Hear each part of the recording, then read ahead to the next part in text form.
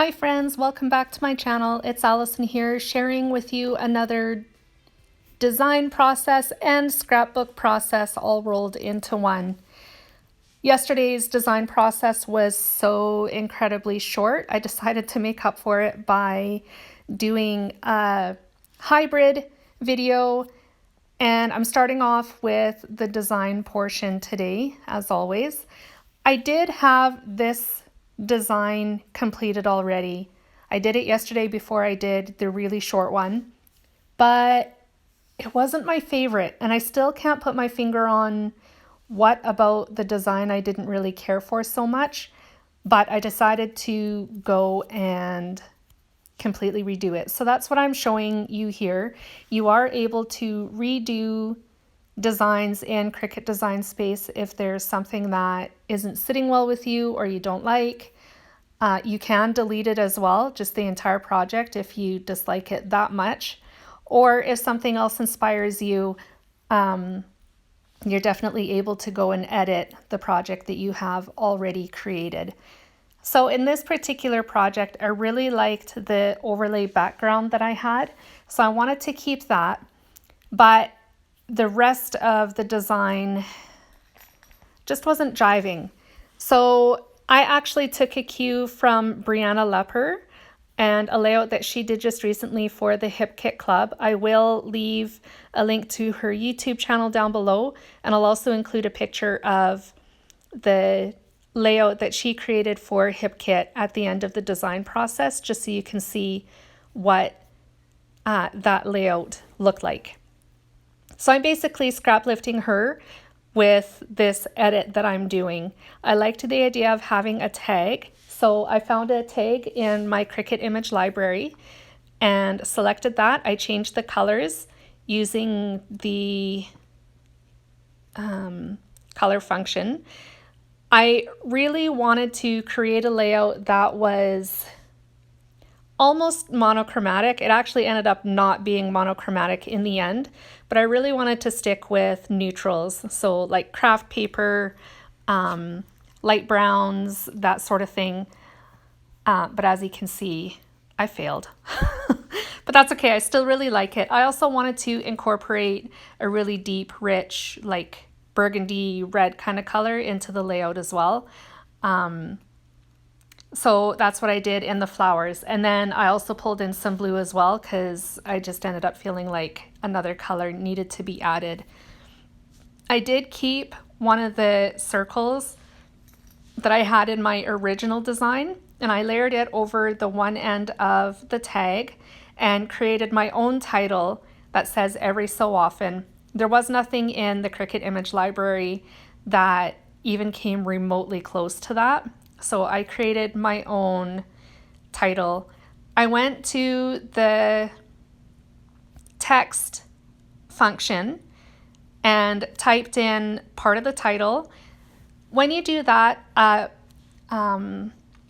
drop-down menu will come up with a list of all the fonts that you have in your Cricut image library.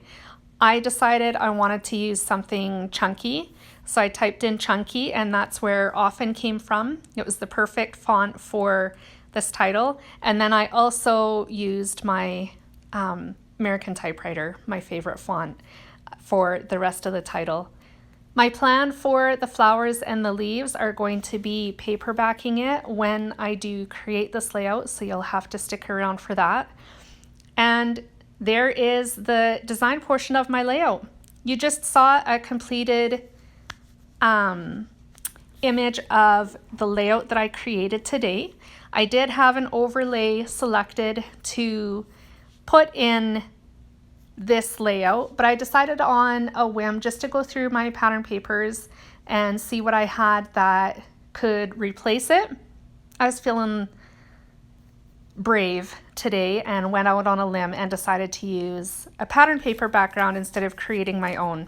And I found this pattern paper from Amy Tangerine, the October Afternoon collection. I can't remember the name of it offhand. I will look it up and then leave it in the description box down below, as well as all the other products that I used in today's layout. So if you wanted to check those out, you were able to do that. I trimmed the pattern paper down by 1/4 inch on 2 sides so that it would leave a little border on my white cardstock base, and then I placed everything else on top of it. This floral arrangement actually cut in a whole bunch of different pieces, and then I had to reassemble it after it was cut. And the way I do that is I take some scrap paper, cardstock or pattern paper, doesn't matter, and I glue all the pieces together on that so it creates sort of a base for all the pieces to live on, and then I cut the extra portions away so that you can't see it. I do that so that I can make sure I get all the pieces put in the proper place. They have grooves and dents in them that kind of tell you where they are supposed to go and how they are supposed to go together. I just do it this way so that I avoid gluing things the wrong way and having some major mishaps while I create. I decided to layer some hearts over top of the floral images. They are polka dot hearts and they make my heart super happy.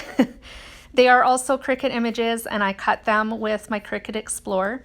Everything that I create using my Cricut is always with the Cricut Explore. That is the machine that I use. I know that there are newer ones out there, but my machine is no different than the other ones that are out there. The only difference is my Cricut is not Bluetooth compatible. The other ones are. Otherwise, it functions the same way as the Cricut Explore Air, the Air 2, and the Cricut Maker. So I'm happy with my machine, and if you have one of those machines, you can create the same layouts that I'm creating here on my channel. So when I pulled out this navy blue pattern paper, I wasn't thinking that my title was cut from the same shade of paper. They're not from the same collection, but they are basically the same color. It's navy blue. So to get around that, I decided to cut the title again, which is another Cricut image, another cut file. And I glued them together, but I glued it so they were a little bit offset, so it had kind of a shadow, and then you could see the white underneath it, making it a lot easier to read the title. There were other ways that I could have gotten around that. I was kind of thinking about maybe inking the edge of the title with white ink, but in the end I just decided probably the quickest and easiest way to get around it was just to cut it again. So I glued them together. I'm throwing it down there underneath my photo, and once I have that done, I'm going to add the tittle to the eye, and then I think I end up adding stickles. I use diamond stickles to add to the white leaves in the floral clusters. Oh, actually, it looks like first I'm going to adhere this little tab. I realized that I put adhesive on the wrong side of the tab. I didn't originally want to use that side, but in the end, it was a happy mistake. I think it looks better this way than the way that I had it originally, so I'm not too disappointed by that. I just created, pardon me, I didn't create anything just yet. I took the brackets, the parentheses that went around the title, and glued them to the title as well, because they cut from separate cardstock. So 2 different colors on each end of the title. And now I'm just trying to figure out where I'm going to put the extra hearts that I cut with my Cricut.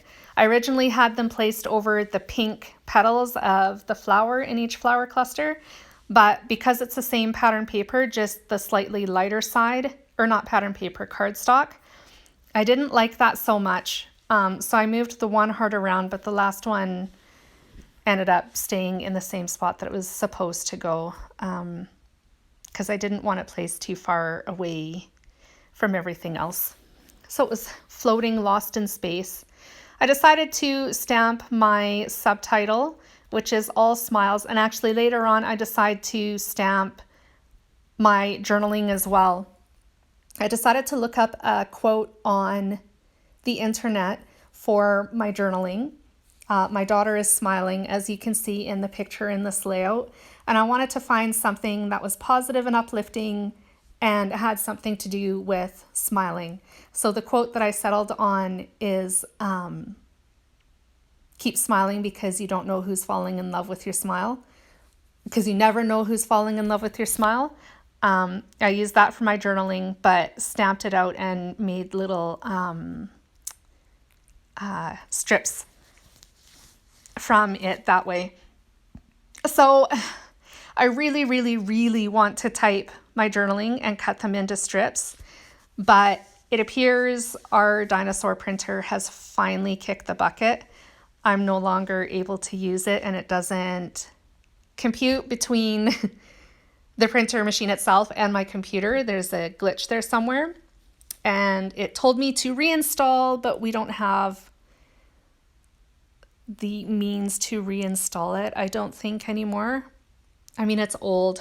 My husband had that printer before we met, before we started dating, like 14 years ago. So it's old. I think it's time to move on. So all that to say, the reason I'm not typing my journaling is because it's broken. I do actually prefer to handwrite my journaling first and foremost, but every once in a while it's nice to do something a little bit different. And in that vein, I'd love to print it, but I don't have that option. So the next best option is to stamp it. So for the stamping, I'm using one of my favorite, all-time favorite, close to my heart alpha stamp sets. This one is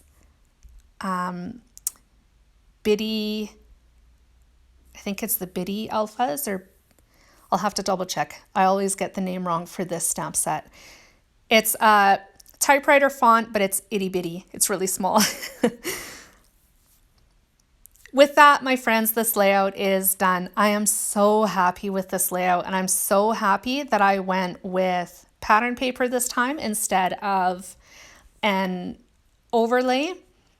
I think it looks fantastic, and I love how the colors pop off that navy blue background, and it just totally fit with my color scheme for today's layout. I hope that today's video inspired you in some way. I do have some close-ups and still shots coming up as well, so feel free to stick around for those. If you enjoyed today's video, make sure you give it a thumbs up and a like. Leave a comment down below if you feel so inclined to. And if you'd like to see more videos like this, please make sure you hit the subscribe button and the bell. That way you don't miss any new videos that I'll be posting. I will be back again very soon with more inspiration. Take care, guys. Bye.